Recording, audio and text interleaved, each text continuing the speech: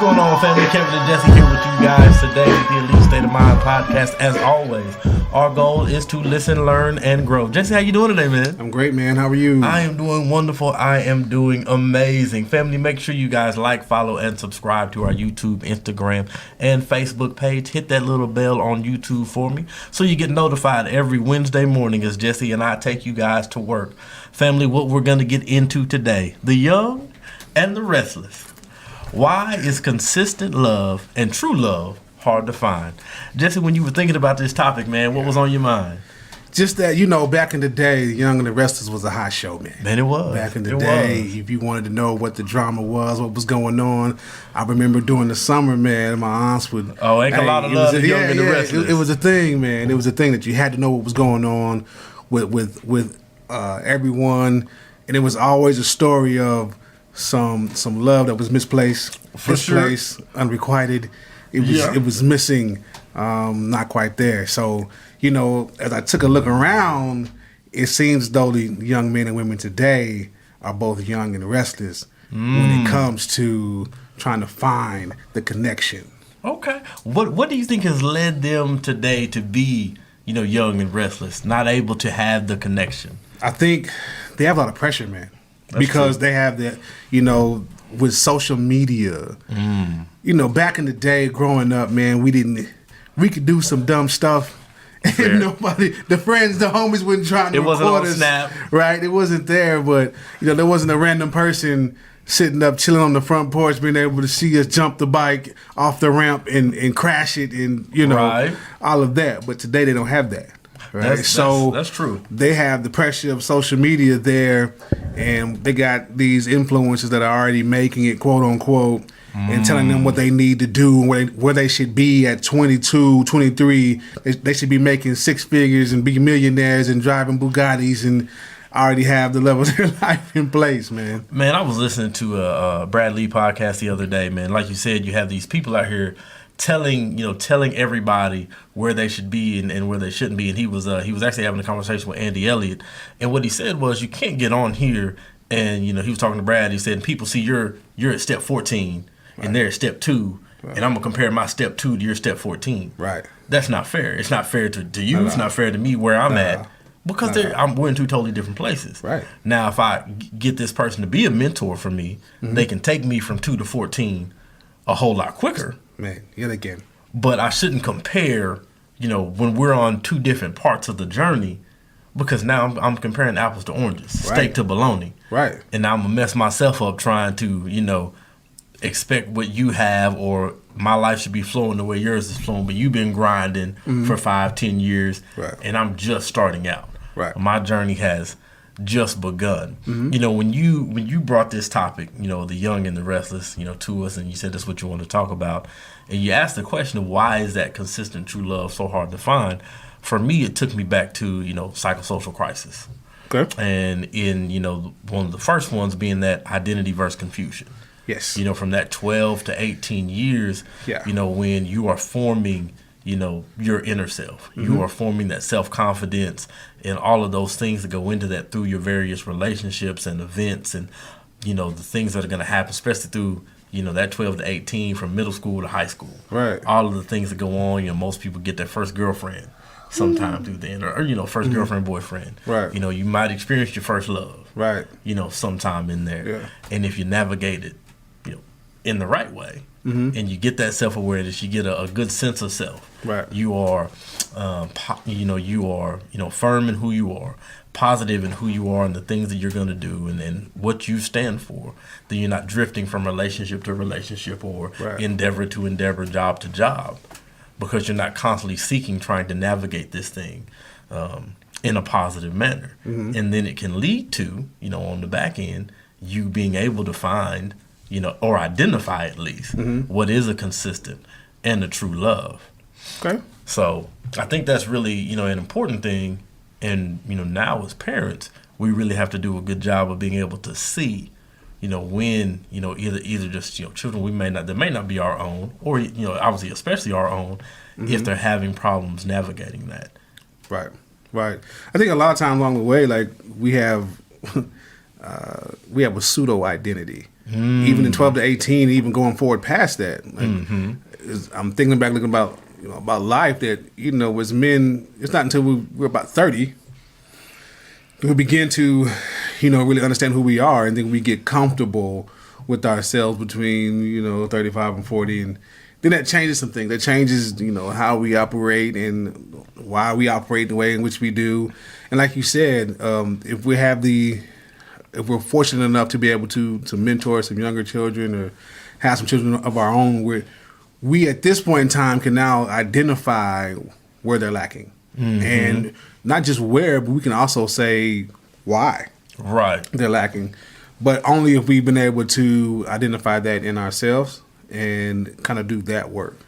Right. I think one of the most important things is going to be, in identifying, the why they may be lacking in some places, is going to be the who.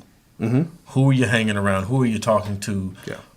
Who is pouring into you? Who's telling you, whatever it is, good or bad about yourself? Yeah. Because as we know, you're the sum of the 5 people? 5. You hang around. So if you're around 5 people that are navigating this, positively, you'll be the 6th. Right. Now, if these 5 are confused, which is the other end of this psychosocial crisis, yes, you're going to be the 6th confused person, having a bad sense of self, having low awareness. And then the next thing you know, you're running from pillar to post, trying to fill this void, and you're strung out. Pretty much. Let me ask you this question. Do you think that the void is a lack of knowledge of self? Oh, most definitely. It most definitely is, because you are constantly trying to get something else to fill what you should have begun to fill yourself. As we've said before, no man or woman is an island unto themselves. And we need people, we need friends, to help us through life. But when you have that void because you haven't developed, your sense of self, and you don't have that self-awareness, you don't have that, pride in yourself, self-esteem, you are always going to be, trying to find it in somebody else. So you might gravitate towards somebody who is, has high self-esteem. Yes. Now the danger in this, the dangers. Oh man. The danger in this is that person, they may not be, the best person. They may have high self-esteem, but they may also be an a-hole. Right. They may also be, rude, to everybody they meet. But they're just, conscious in themselves, and they're like, this is who I am and what I want to be. Right. And then the next thing you know, you've taken on these a-hole tendencies. Right. You're rude. Right. To other people. You are doing these things that are, really out of character, and, you're just in conflict with yourself day in and day out. And then you may find yourself lashing out, or getting in trouble in school, if that's the age you're in. You may find yourself getting fired from your job because you have problems with, taking orders or something of that nature. And it's all because you need to, take a step back. Yeah. Read a couple books and get around some people that can have a real conversation with you and tell you, man, you need to check, who it is you're around. Yeah. And get away from some of those bad apples. Bad company corrupts good morals. Every time. Every time. Those are just facts. Yeah. And that'll never change. That's a law of nature. And it's hard to change the laws of nature if they can't even be changed. So if you're out there and you're having that, you're having that problem, especially to the young people. It's not a bad thing, Drake had this song, I'm losing, no friends. Right. So, if you're out there and you got to, cut some friends off to find who you really are and be true to you, it doesn't always mean that they're bad friends. Right. It just means that they weren't for you. Don't be mad at somebody who has to do what's best for them. You shouldn't. It's not a bad thing. Now, it might suck that you guys can't rock anymore. Right. Can't be friends, can't hang out. But, hey, they got to do what's best for them. Maybe in time you come back. Right. Maybe you don't. Yeah. But you got to go and you got to focus on you. What role do you think, in finding that true and consistent love, does self-awareness play? Does that self-esteem play? They play a big role. To be self-aware is to be also self-conscious from, the inside, working your way to the out. And the self-esteem, man, I'm seeing that there's so many people right now having an issue with that. And I think, with the onset of the pandemic, that did not help at all, man. No, we didn't help at all. Cut off from each other. So. Yes. So, in aiding the self-esteem is just understanding, who you are, why you are here, right? Having purpose. Like, what is your particular purpose here on life? So many people struggle with understanding their particular purpose, and just knowing that, hey, you're not here just for the sake of being here. No. That you have something to contribute, and there's something that you should be contributing. And it's the journey of that becoming, figuring out what it is that you need to become, where your self-esteem rises. Right. The big thing is you got to start getting some wins, because self-esteem, I think it really takes a strike or a downfall when you rack up, a bunch of L's. Yeah. Whether it's academically, whether it is, in relationships, whether they are intimate, whether they're just, friendships or with parents. But if you constantly feel like you're losing, a lot of times the first thing we always look at is us. Right. And, we want to say that we're always the problem. And I'm not saying we're not. I'm not saying you shouldn't take self-evaluation. True. But, you also have to look at, some other factors. And then you just got to start getting small wins. I remember, man, I had a coach, and, one of my first basketball coaches, and he was, I think we had lost a game, and he was like, hey, man, I don't care what you got to do. If you got to go outside and play your little sibling in horse, go get you a win tonight. Remind yourself that you're a winner. Right. And it didn't make a whole lot of sense then. Right. But now it makes a lot, because those small wins, they affect your subconscious. Yes. And if you never get any wins, you forget how. It's true. And now you're just stuck in a cycle of taking L's. And then when somebody comes into your life that wants to help you win, that true and consistent love, you'll push them away. You will do your best to push them away. That's very true. We see that more often than not. That L of pushing people away we identify it as self-sabotage. I've been guilty. I know many people that in my life who've been guilty of the self-sabotage.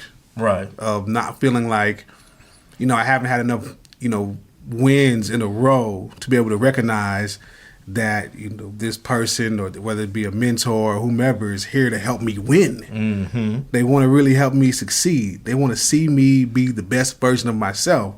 But all I know is because I've been taking a bunch of L's that, hey, I got to come at you with this negative energy. Right. It's the thing where you will grow up in chaos. And then all you'll know is chaos and strife and fighting, and you don't know peace. Right. And so then when somebody steps into your world and they bring peace, they bring a calm to your storm. Yeah. You're like, this isn't right. And it's like you're waiting for the bottom to drop out of it. Yes. You're waiting for the other shoe to drop. Okay. They must stab people in the middle of the night. They must give out backhands every Thursday. Yeah. There has to be something that this individual doesn't. Obviously, everybody has their flaws. But, it's like Grandy said, if you're looking for something, you're normally going to find it. You're going to find it. Yes. Right? So if you are in a peaceful relationship, work, friendships, relationships with parents, siblings, cousins, and then, with your significant other, it's not a bad thing. Not at all. We're supposed to pursue peace. Stop trying to drum up chaos. Just because you live in survival, thinking that that's normal. You deserve happiness. You deserve peace. You deserve to be in a situation where you can grow and be you and be your authentic self. Yeah. Like they say, to your own self, be true. That's right. Right? That's right. But you can't. It's hard to do that. Always in the storm. Storm's necessary. Always necessary. But they don't stay, though. They don't stay. Like you said, some people cannot operate outside of the storm. Even when it's not stormy, they'll go out and do a rain dance to make sure that it is. Right. Like, that's ridiculous. No, if obviously we need the rain, we need the cold, we need, every season has its purpose. Yes. But it, like you said, it can't stay all the time. Here in Oklahoma, it's about to be summertime. Right. We know that. And so it's going to get up to 90, 95, 100. Sometimes it might reach 110. But then what happens after a couple weeks of that 110? I sure can't wait to be, wintertime. I sure can't wait for fall and my pumpkin spice latte and, ride through the pumpkin patch. Ooh, right? Not hating on you. Right. Because if it stayed that 110, Can't grow anything. That's right. It's gonna be a burn ban. I can't go outside and get on my grill. Can't barbecue. So all these seasons are necessary. Yeah, but they are. stop trying to always thrive in a season of chaos. Mm-hmm. And understand, man, if you get a season of peace, even if it's to yourself, praise God. Yeah, accept it. Accept it. Embrace it. How do we embrace that? How do we embrace our season of peace when all we want is war? Well, just know that it's necessary, and just be welcoming. Just be open to the idea that life can bring and should be something better than just being at war. Mm-hmm. At war with yourself, at war with friends and family members, at war with your God, whomever that may be. Mm-hmm. Just at war at work. Just it can't just constantly be a fight. Yeah, it just cannot. So you have to be open to that idea, open to that energy, open to that vibration, that peace has a place.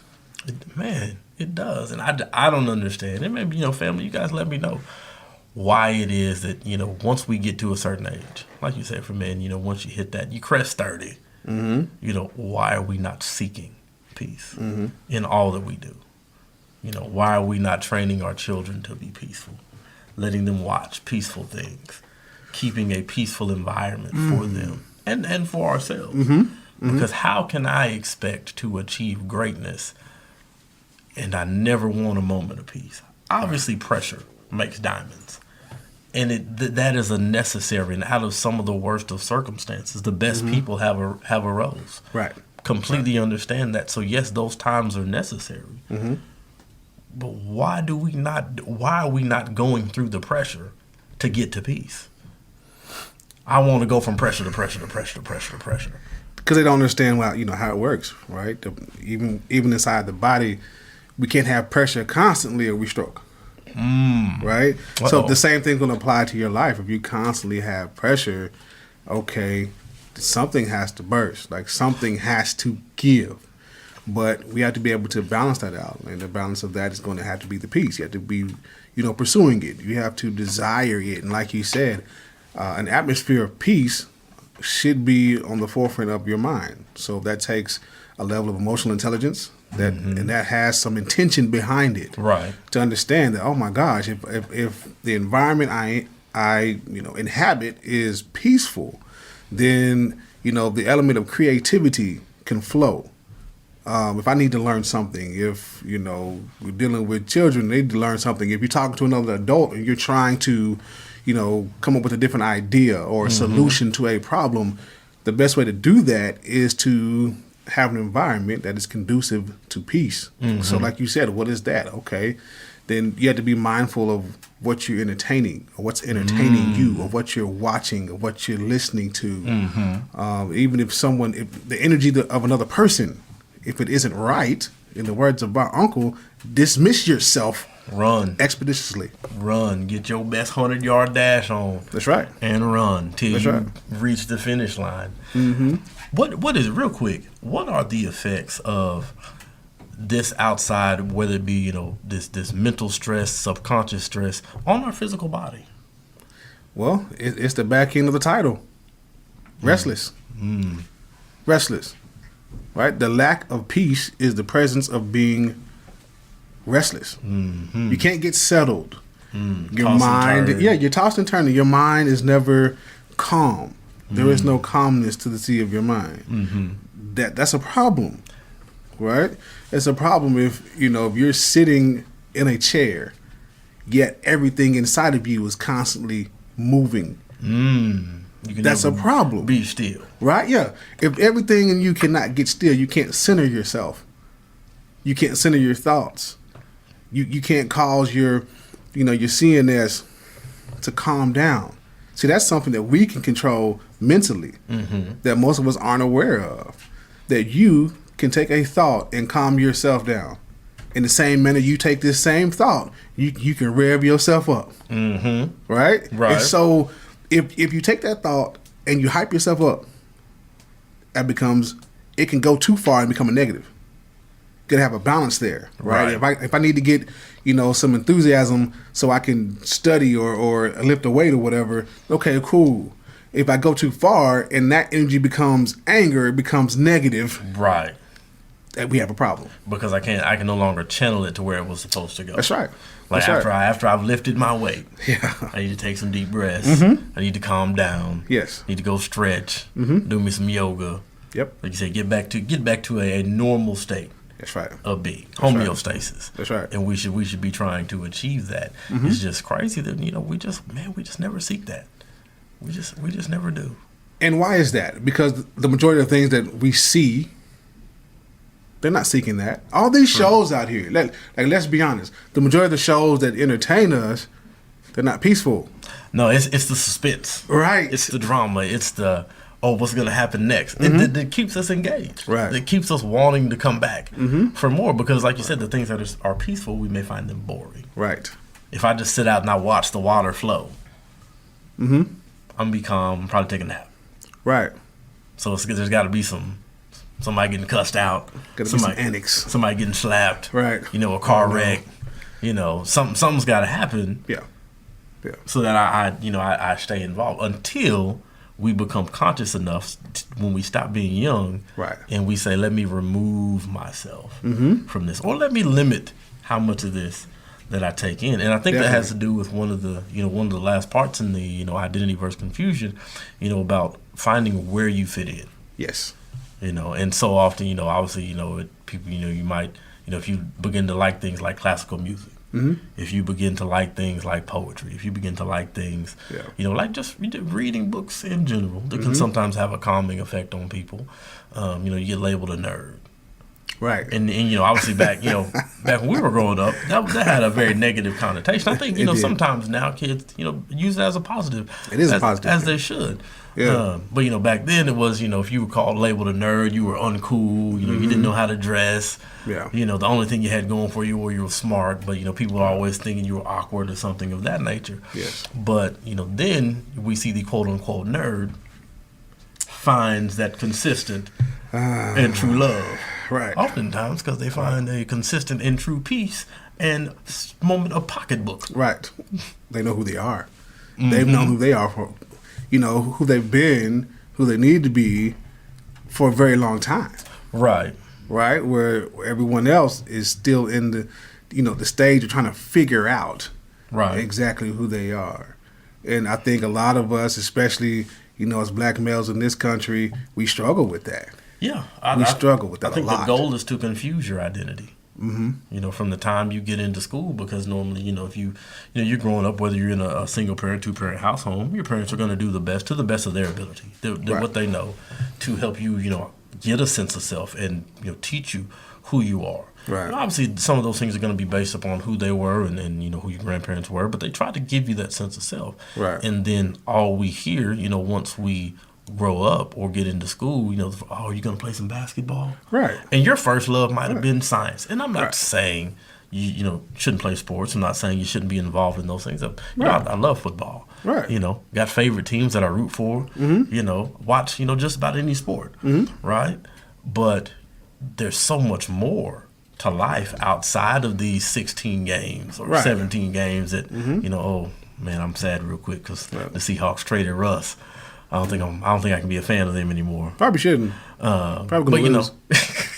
They're going to take massive L's this year. But there's more to life than those 17 weeks the Seahawks might take the field. Right. So I shouldn't wrap my life around just being a fan of the sport of football. When it comes to the Seahawks and rooting for the Sooners. And then we get so enthralled or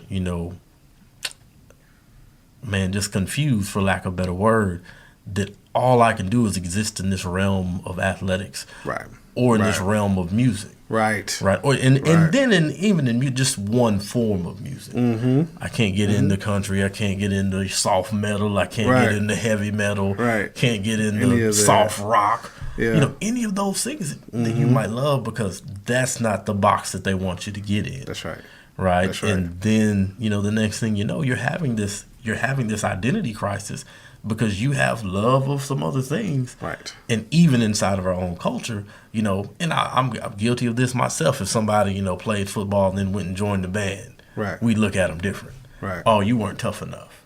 You weren't, but maybe the cat just loved to play the drums. I mean, yeah, it's just one of those things where like it's a good decision business wise for them. More scholarships are given in from bands from universities than there are for football. Better Right? scholarships. And they pay more. So so it's something that you got to look at and understand that it has to be more than just entertainment aspects. Right? So when people ask, hey, what is it going to be? It's going to be more than just an athlete. Right. Right? That should supplement. If that's something, a road to be pursued, great. Do it. It's not going to be forced. It's No. not going to be forced. It's not going to, be required. Because I agree with LeBron. When he said, hey, there are enough LeBron Jameses in the world. We need more doctors. We need more lawyers. We need more scientists. Where are those at? More astronauts. Yeah, more engineers. What about that? Those are facts. That needs to be common practice. That those things should be the social norm instead of, he's going to grow up and be the next LeBron. Right. He's going to grow up and be the next Tyreek Hill. Yeah. It should be, like you said, who's going to be the next neurosurgeon? Pretty much. Who's going to invent, some new technology to help in the medical field? We need to, whatever skills and things that, that our children have, like you said, especially in the Black community, we have to do a better job of encouraging those things, especially in an academic setting outside of, the world of sports. Right. Because, hey, if you do that, great. But there's so much more, so many more opportunities. Here's the thing that it's more to them as an individual than just that, right? So many times I've seen it, that guys that are hell bent on going to the league, and then they don't make it. This been their dream since they were 5-6 years old, right. And they worked towards that for forever. And the reality is, it's 1% or less that are going to do that. And they're only going to be there 3 years, right? So you have to do something else besides that. But what I saw was, they went through, they had decent college careers, and then when it came time of the pro day, they did okay. The draft comes, nothing. I mean, it's a great accomplishment to have those pro days, to get to college and play sports at any level. But it takes a special set of circumstances and, and just the perfect storm, right. so to speak. Right. For these things to come into place, for anybody to reach the level of becoming a professional athlete. That's right. It's a tough journey. Right. So the numbers, they're just not normally going to work out in everybody's favor. Right. And again, like you said, either there can be so many, a piling up of L's or a couple of big L's. Right. That happen. Right. And then the next thing you know, you're just like, man, you've given up on life. Pretty much. Like we talked about, a few episodes ago, you've given up on yourself. Yes. And you cease to live. One of the other important things, the next psychosocial crisis is that intimacy versus isolation. And I think it has a lot to do with, why is that love, hard to find? Okay. Why is it, why inconsistency happens? And a few of the reasons that it gives that isolation can happen, child abuse or neglect, divorce or death of a partner, fear of commitment, fear of intimacy, inability to open up. That's a tough one for me. It's tough. Being vulnerable is scary, or past relationships, and troubles with self-disclosure. Right. All of those things, and you think about it, because of all of the peer groups that are and cliques, so to speak, that are formed in high school, they can lead to this some of these things just being just a part of normal culture, that there's not a communitive sense of showing a consistent love. Right. Even on a phileo level, just a friendship love. Nowadays, you got homies turning their backs on each other, right? For a fresh pair of Jordans, right? And that's, it's a sad thing, because now people are so convoluted in thinking that love is how many likes can I get? Yeah. How many selfies or pictures can I post on this trip? How many trips do we take? Right. Right. And then the next thing you know, the relationship is hell. Right. Or they appear to be a great couple at church. Uh-huh. Uh-oh. Oh boy. They'll sing down the Holy Ghost every Sunday. Yes. And he'll pray down strong hope every time we put him on the mic. Right. But the relationship is garbage. Right. Right? But we seek what we think, what appears, The to illusion. be, a lot of Houdinis Yeah. running around out here playing their best jokes on people. Right. And sometimes that's going to be the key is you got to, if you're going to pick a mentor, you might need to find out how real their life is. Yeah. Or are they out here writing bad checks? That's just you gotta vet these people. It's like if you're having an employee, somebody come work for you. You gotta have a checklist of and get down to some real questions. The same way when you go to find a spouse and be in love, and if you choose to then take that step of marriage, have the tough conversations. I mean, asking the question like you're posing to another person. How intimate are you with yourself? Right, and that catches a lot of people off guard. Like, what are you talking about? What do you mean? Well, how well do you know yourself? How deeply have you looked into yourself? Some of us still in the 3 foot. Right. You need to go on down to the 10-foot side of the pool and dig on deep and get some stuff out your closet. For sure. But you got to ask those tough questions. Like, do you like to cheat? What if you do? How often? Yeah. Like there is. Do you like to spend up the money? Right. If you do, how often? Yes. Yes. Do you go out and drink every night? Yeah. Real questions. At some point in time, so that your love can be consistent, so that it can be a true and a real thing. Can you deal with that? Do you like to give backhands? I haven't seen you in your season of anger, so let me ask. People. Is it Forearm Friday? Right. You know what I'm saying? Like that's we have to ask those questions, and then you have to prepare the younger generation that it's okay to ask those questions. Yeah. That you need to get a little deeper than what's my favorite color, what's your favorite food, where do you love to eat, what kind of car do you want to drive when you grow up, and where do you want to live? Yeah. Yeah. Like ask the tough stuff. Do you want to invest?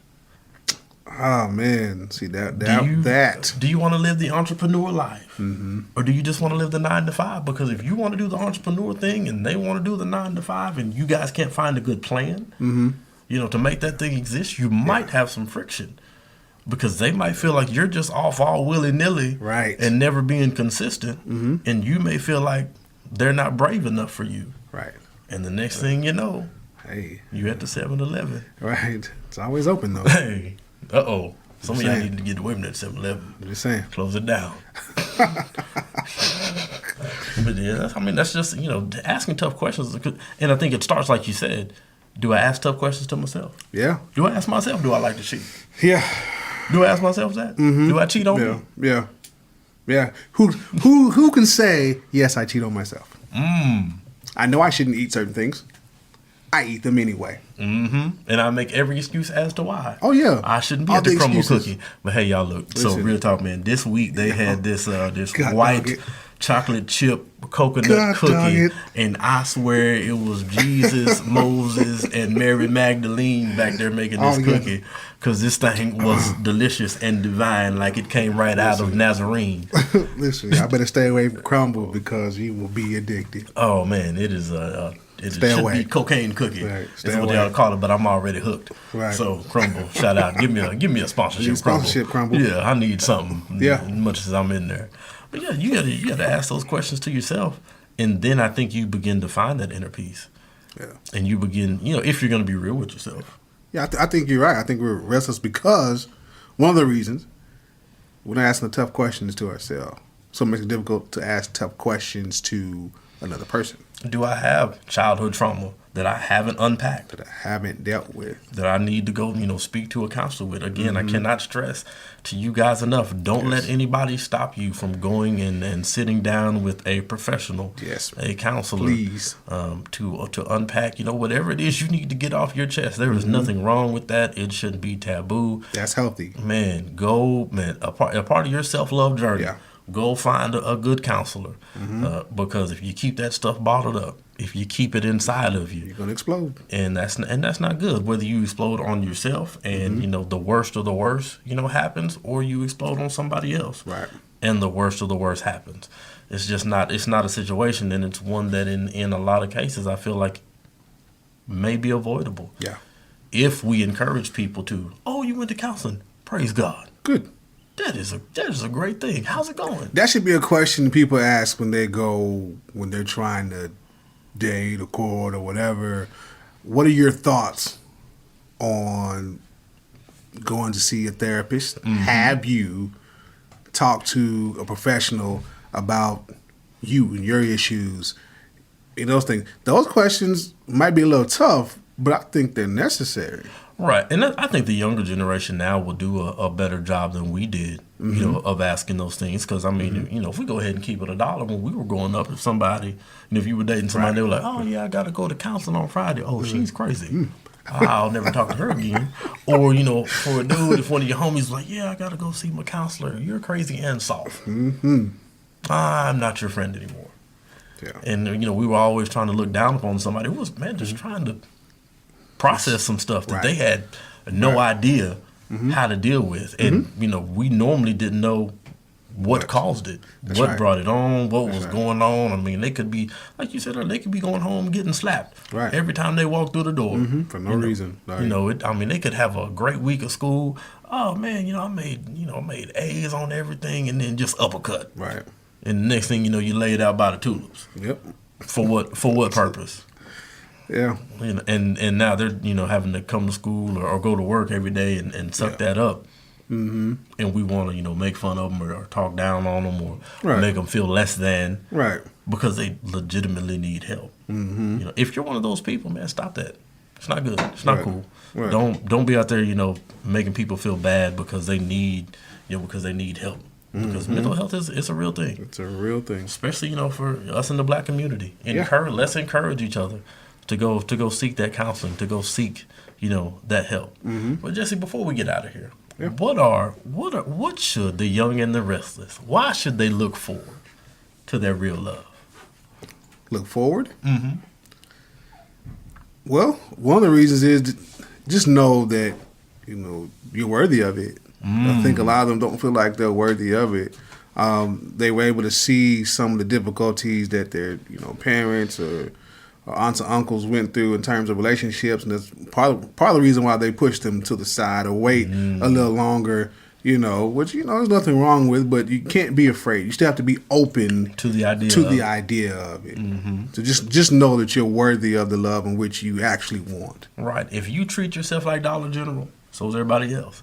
But if you treat yourself like you should be on Saks Fifth Avenue, right, so is everybody else. Yeah. Standard is a standard, and you have to maintain that standard, no matter who you're dealing with and who you're talking to. So, family, I just want to encourage you guys again. Place your own value on you. Right. Love you. Right. And if you are restless and, with yourself, if maybe you listen today and you haven't navigated some of these things that you think to be in the manner you should have, talk to somebody about it. Yeah. Go seek somebody out and talk to them. Because once you navigate it and you get through it, I think the big thing that you get to look forward to in real love is peace. Yes. And you can't put a price on peace. I just don't believe that you can put a price on peace. But family, we surely appreciate you guys for tuning in with us today, and we thank you guys for being here.